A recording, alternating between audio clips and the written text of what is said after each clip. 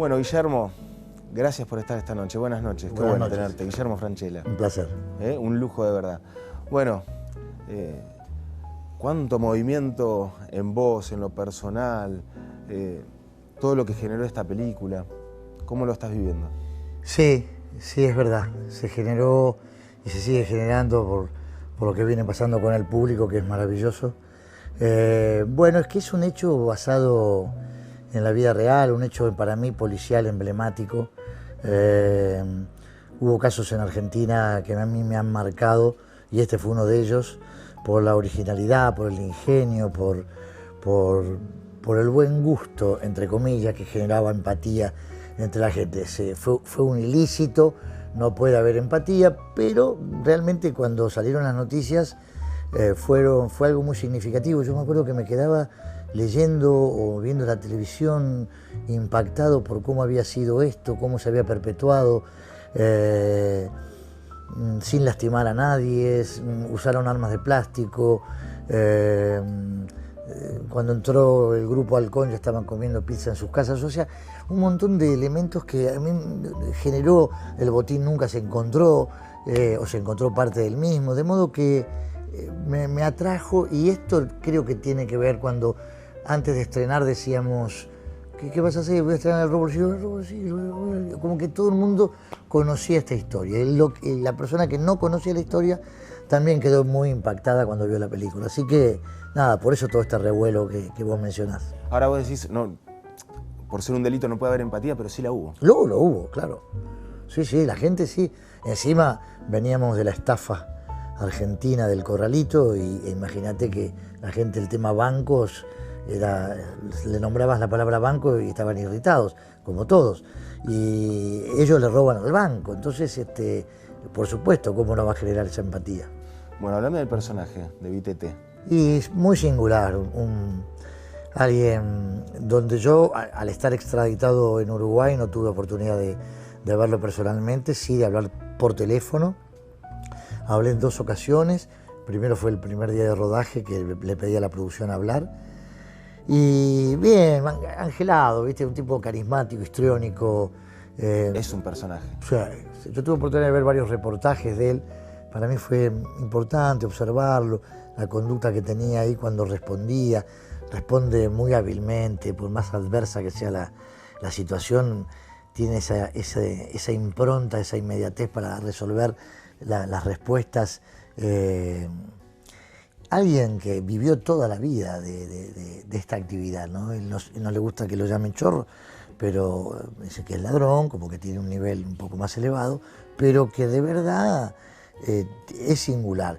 Para un actor es fantástico transitarlo, ¿no? Porque tiene momentos, porque has visto la película, te lo marca en el comienzo de la película, cuando él tiene, no me gusta espolear tanto la gente que no fue, pero bueno, cuando él va a robar la escribanía, la primera escena, y se encuentra con el primer escollo a la madrugada con alguien de limpieza en el lugar. Y yo sé, como cualquier otra situación, lastiman, matan y escapan. Y vos viste cómo resuelve él, así era él. Él resuelve y agarró este vaso y arrancó. Y arrancó y le agarró un libro y arrancó. ¡Uy, qué sorpresa! Y ahí está, y la durmió en un segundo y logró el objetivo. Y eso fue en todo. Entonces fue lindo como actor explorarlo. ¿Y en esa charla cómo fue? ¿Qué se habló? Primero, que le dije que le íbamos a iniciar este rodaje con mucho respeto y que tenía ganas de encararlo. Él dije que estaba muy orgulloso de que lo represente. A él lo llamaban el hombre del traje gris. Sí. Y dijo, tengo el traje gris acá, ¿te lo presto? ¿Querés? Y digo, no, ya vestuario me hizo uno, le dije. Después dijo que teníamos puntos en común. Y digo, ¿cuáles? Dice, somos roncos los dos. Y soy hincha de Racing también. Y digo, hincha de Racing uruguayo. Digo, ¿por qué? Y dice, bueno, porque viví muchos años en Buenos Aires. Esas fueron las charlas. Hablamos de una anécdota que yo había tenido con una rehén que ocasionalmente encontré, y que habló que él la había tratado muy bien, y se lo conté.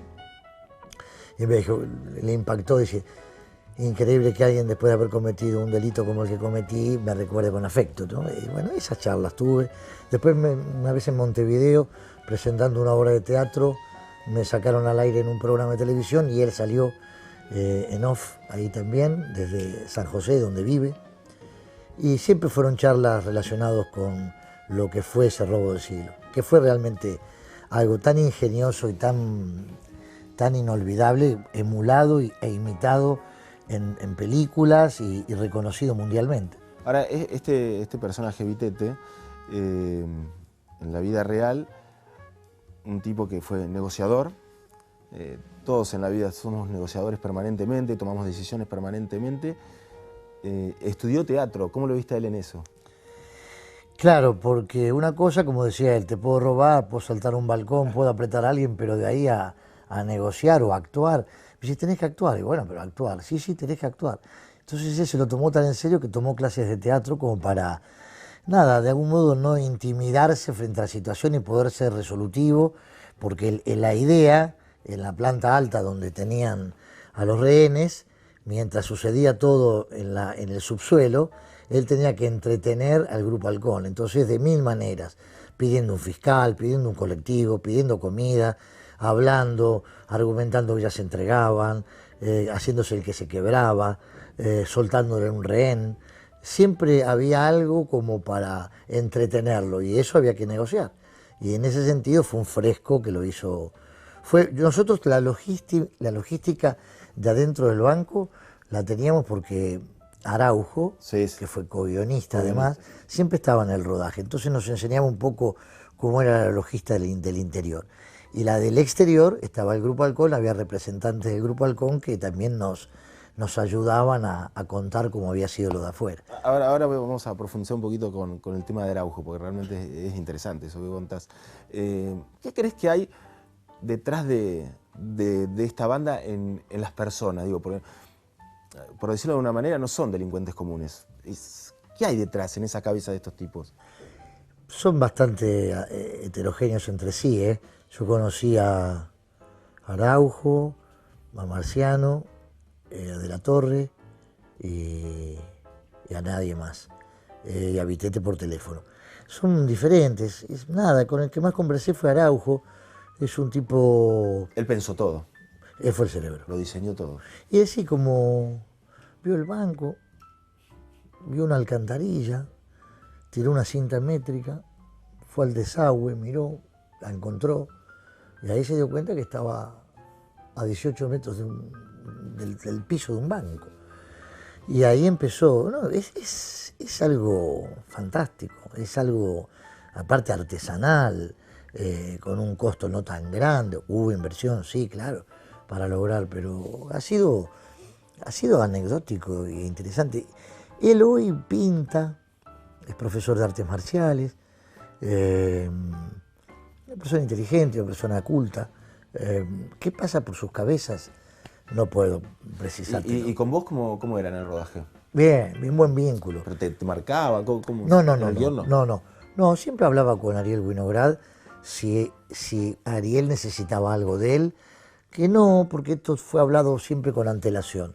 Conversábamos mucho, él estaba en el momento del catering, en el momento del almuerzo, pero siempre estuvo. Y entonces le preguntábamos cosas y, bueno, no todas contestaba. ¿Se puede catalogar como, más allá del robo del siglo, como un robo exitoso? Porque no hubo lastimados, no hubo heridos. Terminó bien la historia en la película, digamos, pero en ese sentido, digo, pero en el robo en sí, ¿se puede catalogar como salió bien la cosa? Para un lado y para el otro. Para el lado de la policía, del Grupo Halcón, que no hubo heridos. Bueno, ellos lo sabían eso, porque después de la masacre de Ramallo, donde murieron inocentes, hubo un protocolo de toma de rehenes. Entonces, ese protocolo lo tenía el Grupo Halcón y también lo tenían ellos. Entonces, lo tenían estudiado y ellos sabían positivamente que ellos nunca iban a entrar a disparar, porque podían morir inocentes. Entonces, en ese sentido no iba a ocurrir. Y eso es lo que a ellos les daba seguridad y por eso tenían armas de plástico, porque decían, nos llegan a agarrar, la pena se va a atenuar porque no había armas de verdad, eran réplicas. Y me decías que te encontraste con una persona, una muestra de arte que había sido rehén. Sí, sí. ¿Eso se pudo, lo que te contó, lo pudiste aportar? No, Ahí porque ya estábamos estaba todo... en el comienzo del rodaje. Ya estábamos en el comienzo del rodaje. Se lo conté a Ariel esa misma noche, pero de verdad había que agregar una escena, era un poco más complicado. Pero estaba en línea con lo que venían haciendo. Absolutamente, absolutamente, cuando liberaban rehenes, con la señora que cumplía años, con todo. Y los snipers, los francotiradores, que observaban todo, era como que muchos no entendían qué estaba pasando. Veían movimientos, veían gente encapuchada, pero de golpe estaban soplando una velita y todos aplaudían. Y yo, ¿qué hay? ¿Qué hay? Entonces desorientaban mucho a los de abajo. ¿Pero qué está pasando y por qué? Y además el famoso tema de hacerle creer que era un robo express y era un robo de bóveda, porque eso fue lo que más desorientó. Entrar, para robar unas cajas y salir. Eso es lo que hicieron. Cuando vieron a toda la policía se metieron adentro, pero estaba todo ensayado.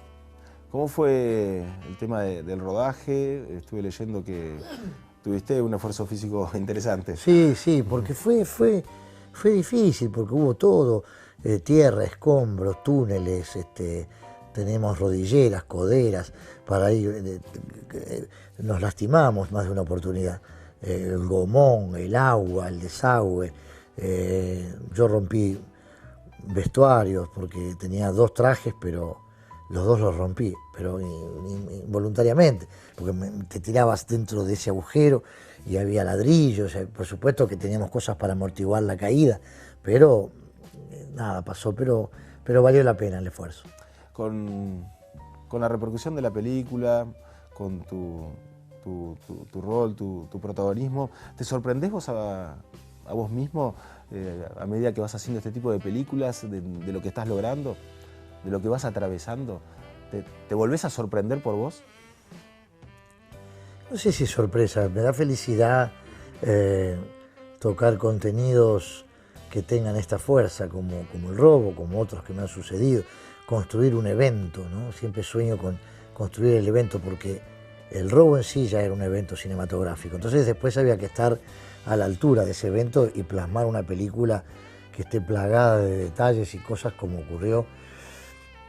No sé si sorpresa, me da satisfacción transitar y explorar desde lo interpretativo cosas bien heterogéneas entre sí. Eso me gusta, cuando veo películas bien diferentes. Yo vengo, la última la filmé acá en Mar del Plata, sí, Animal. Muy buena película. Sí. Animal, que es la antítesis del robo. Anteriormente había filmado mi obra maestra. También, o sea, cuando son diferentes los roles, a mí me gusta también conocer directores nuevos, no nuevos novatos, sino que yo no había trabajado jamás, y el vínculo que se genera director-actores para mí es vital. El año recién comienza, ¿no? Pero ¿qué expectativas tenés con la película? Porque puede ser la película del año, ¿eh? Yo creo que sí, estoy ilusionado, el arranque fue tremendo, así que nada, estoy feliz. No me gusta poner cuestiones personales, pero te voy a contar una pequeña anécdota personal. Hace poco tiempo jugué al fútbol con mi hijo, tiene 12 años. Jugamos entre adultos, él con 12 años entre adultos. Y ponía firme, sí, interesante cómo se comportaba en el campo de juego. De hecho, jugamos con un exjugador de Racing, Salcedo, que estuvo muy poco tiempo, que jugó de mediocampista, el hermano del delantero. Esto fue hace poco tiempo en Brasil, y para mí eso me generó una satisfacción enorme, más allá de que no tenía que ver con mi profesión, pero poder compartir eso con mi hijo. ¿Cómo no te va a generar eso? Bueno, claro. Ahora te lo traslado a vos, con tu hija. Bueno, fue maravilloso. Fue muy fuerte porque el vínculo acá no era papá Guillermo con Yogi, era Mario, un ladrón, y la hija de un ladrón, que estas pibas están de vuelta. No les cabe nada, son esas pibas que vivieron con la mentira, están acostumbrados. El padre estuvo preso gran parte de su vida, entonces era un rol interesante de transitar. Joana la conozco mucho, obviamente, y cómo se ha formado. Esa chica que viene estudiando y preparándose hace muchos años, pero esto era un largometraje, yo lo había visto en teatro, lo había visto en televisión, es dúctil, es verosímil desde lo interpretativo, pero era un rol muy, muy, muy difícil, con escenas de comedia, con escenas de tensión, con escenas de emoción. Y hice una audición y Ariel me llamó, me dijo que le había encantado, y ahí empezó el juego, porque nosotros no ensayamos, pero no nos veíamos para pasar. Ella no quería pasar conmigo, ella quería como sorprenderse y encontrar como una técnica, incluso en momentos del rodaje venía a comer, yo no, estaba alejada, como que él quería que la conexión se produzca en el momento de actuar.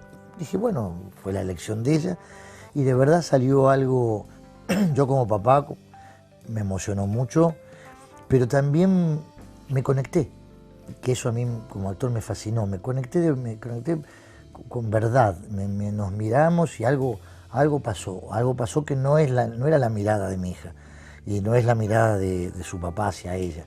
Y esa conexión a mí Fuerte. Sí, me hizo mucho, muy bien, me gustó. Hay escenas que son muy movilizantes y a mí me dio mucha satisfacción, y además la devolución que nos hacen toda la gente que la ha visto, porque antes la habían visto de estrenarse exhibidores, periodistas, amigos, familia, y todos era unánime, ¿no?, que les había gustado el trabajo de ella y la película. Pero para mí fue muy fuerte. Y además, la primera película de Nicolás, mi hijo, Sí. fue Corazón de León. Y la primera película de Joana es El robo del siglo. Así que tanto Marcos Carnevale como Ariel Winograd han sido dos directores que los han marcado mucho a ellos. Y a mí es una satisfacción.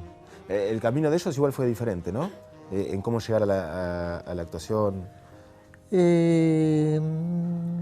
Quizás Nicolás estuvo de asistente de producción. Sí, perdón, por ahí, exactamente, sí, es verdad. No, la que se formó toda la vida, desde muy chica, aparte me reía, no sabía leer y quería agarrar los guiones, o sea, yo siempre me veía, siempre en los canales, en el teatro, estaba siempre en los camarines, y aparte estudió en Nueva York, estudió teatro en la escuela Lee Strasberg, estudió canto, baile, todo, y entonces estaba como que su deseo era ese.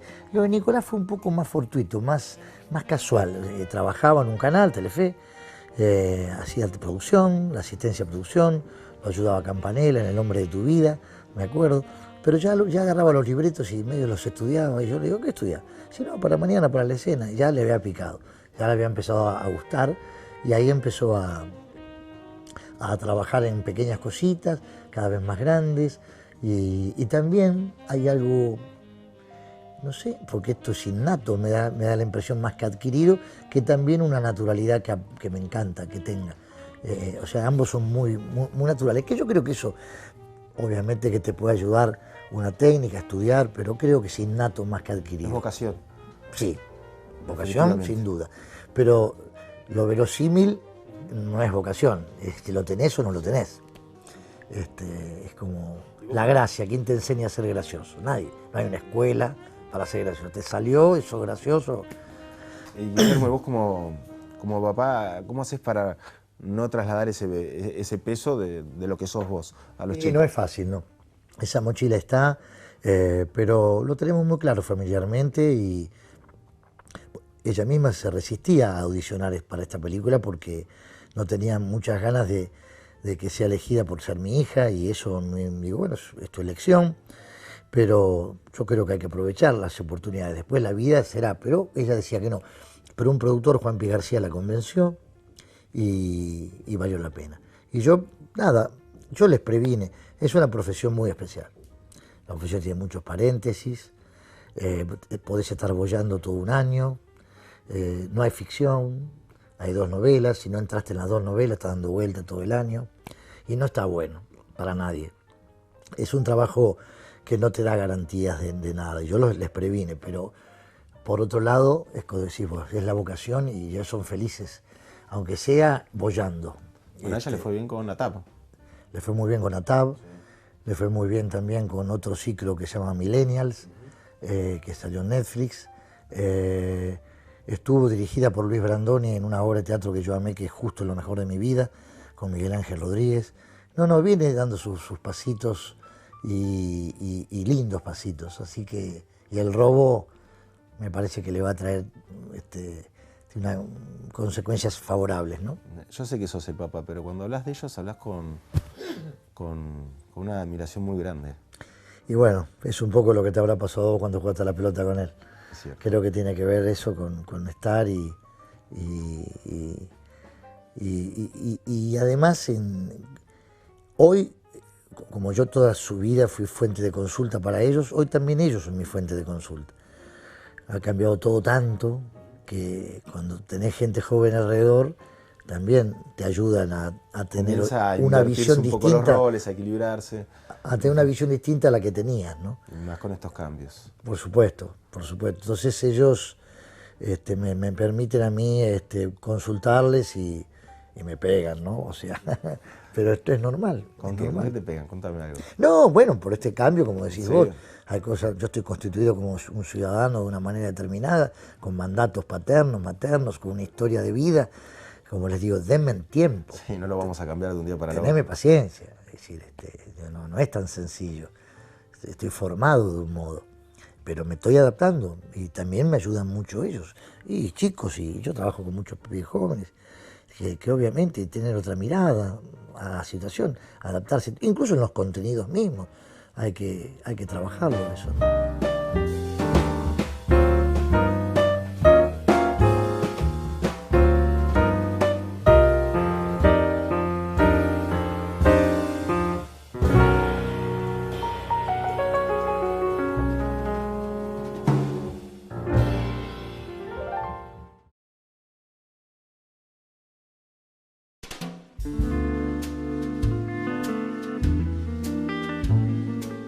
Mar del Plata, bueno, teatro, sí, me hiciste de todo, Mar del Plata. Sí. ¿Cómo la tenés catalogada la ciudad? Para vos. Siempre me gustó mucho Mar del Plata. Sí, es verdad, siempre la quiero mucho a Mar del. Toda mi vida lo dije, desde chiquito que venía con mis papás, hasta de grande que trabajaba en teatro y estaba 3 meses al año acá.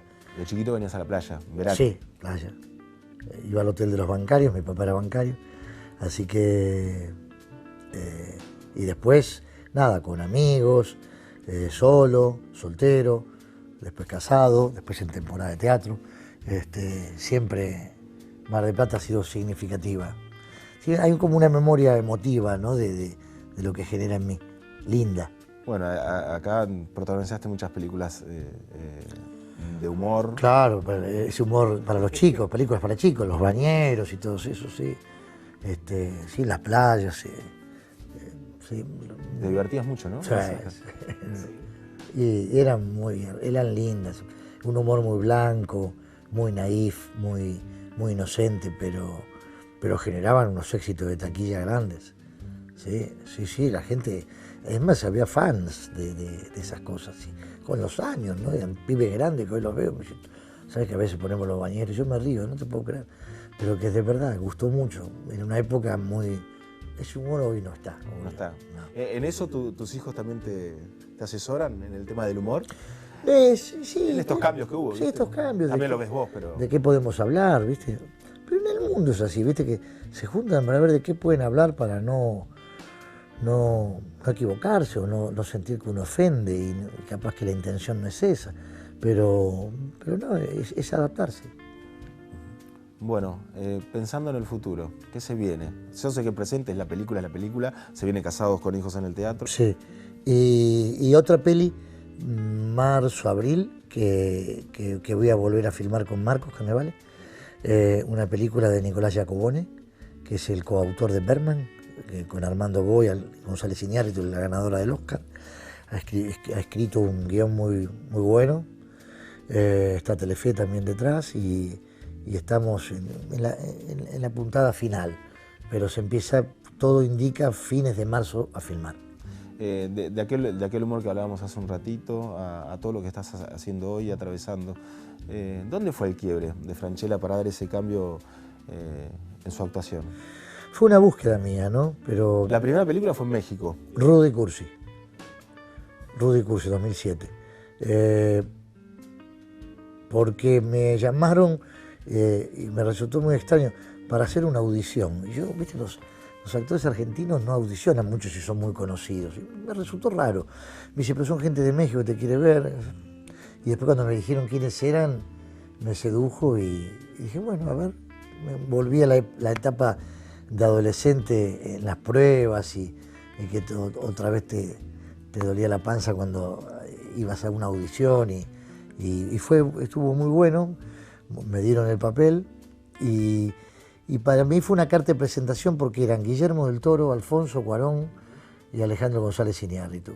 Y ellos les hicieron cientos de notas y ellos hablaron cosas muy buenas y muy lindas, expresando de mí, y esto viajó mucho y voló mucho y se comentó mucho. La película fue una de las más taquilleras de México, y de mi trabajo, que también me lo ponderaron, y ahí fue una buena carta de presentación. Después vino El secreto de sus ojos, que Juan siempre tenía ganas de trabajar, yo con Juan ni hablar, pero él conmigo también, y me lo había exteriorizado en más de una oportunidad, pero nunca estaba el vehículo ideal como para. Y El secreto lo fue, y fue maravilloso. Y a partir de ahí empecé a tener una seguidilla de 11 películas, con 11 directores distintos, porque estuve con todos, ¿no? La verdad, Trapero, Campanella, Ana Katz, Carnevale, Burman, Alejandro Masi, Duprat, Armando Bo, todos, Ariel, Winograd. La verdad que con muchos directores que yo quería trabajar, y empezó una continuidad que yo anhelaba tener y se pudo plasmar. Y me encanta poder tocar las dos cuerdas, tocar este tipo de personajes, comedia, cosas un poco más dramáticas, y no renuncio nunca a la comedia porque es el género que más amo. Que lo fuiste encontrando. O lo fuiste trabajando la comedia cuando arrancaste, digamos. No, fue una anécdota. O sea, acá no es que yo me preparé para ser actor de comedia. No, empecé a trabajar en comedia, a los productores les resultaba efectivo, y me seguían llamando, y después era como que lo único que hacía era comedia. Yo como actor tenía ganas de transitar otros géneros y a veces no se daba. Hasta que finalmente yo lo expresé tanto, lo deseé, y yo los entendía también. Cuando alguien escribe una historia, tiene miedo, si vos sos alguien muy popular, que tu sola presencia distraiga lo que ellos han escrito. Y es lógico. Pero yo decía, confía, te puedes distraer los primeros segundos, después quédate tranquilo que puedo darte otra cosa. Y bueno, y así fue que empezó, y ya no me ocurre eso con los autores de ese temor, ¿no? Porque lo pudimos demostrar que no ha ocurrido. Pero sí, bueno, ese temor existió, y existió en vos también. No, en mí nunca, en mí nunca. ¿Vos estabas seguro? En mí nunca, pero en ellos sí, y lo entendía. Bueno, para no quitarte mucho más tiempo, hablemos un poquito de Racing. Es lo único que tenemos que hablar. Es de lo que tenemos que hablar, de fútbol. Yo soy muy bostero, pero no importa.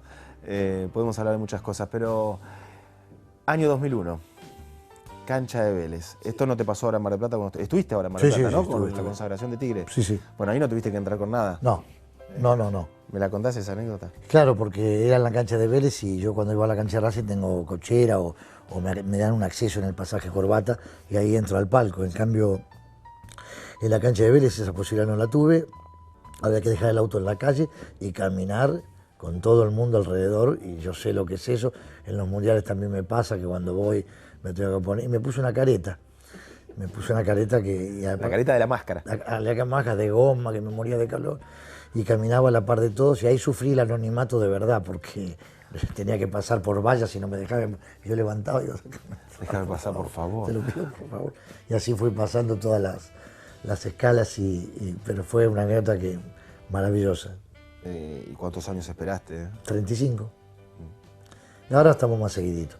Ahora estás bien. 2001, 2014, 2019, 2.